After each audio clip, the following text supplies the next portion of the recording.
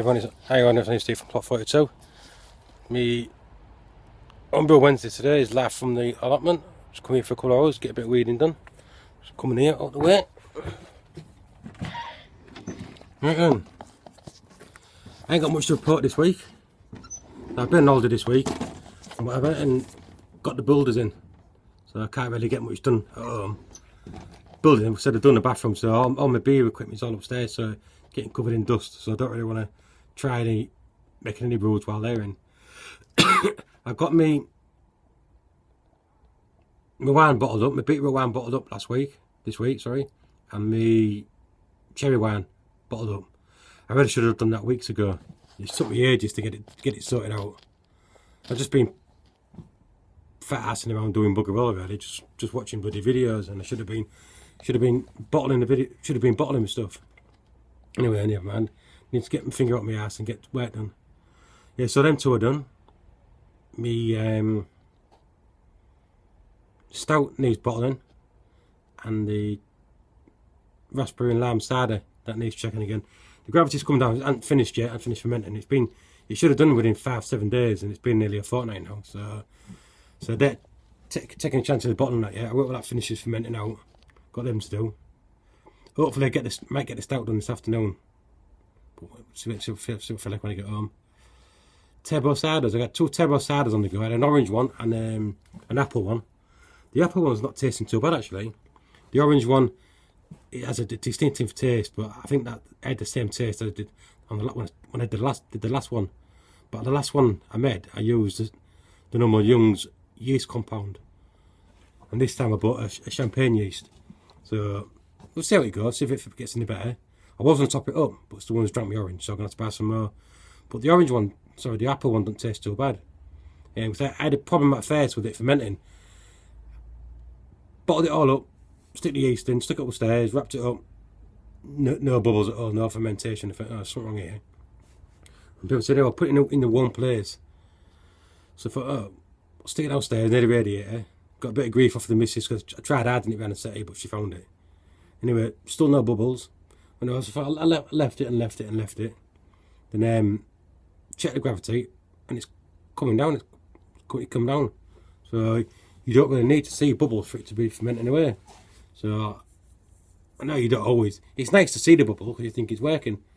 But that wine yeast, it seems to have done the job, and it tastes alright. And if it does taste alright, it tastes better once I've bottled it and left it a bit longer. I'll probably just do the apple one. Because the orange one's alright. But then I had a problem last time I did the orange, and I did the orange and pineapple. And it was drinkable, but it wasn't pleasurable. But I still drank it. But the apple ones, I enjoying the apple one. So if it works out alright, I'll probably do some more, or maybe try and do a different flavour. So I like doing the cider, something different to drink. But the beers that I've got the Cooper cases. I've got about 11 cases of bottled beers in the shed.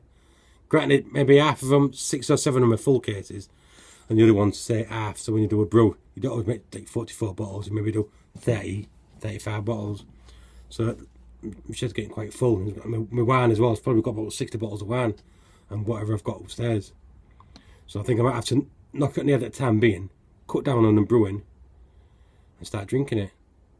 I mean, some of the beers, are quite nice.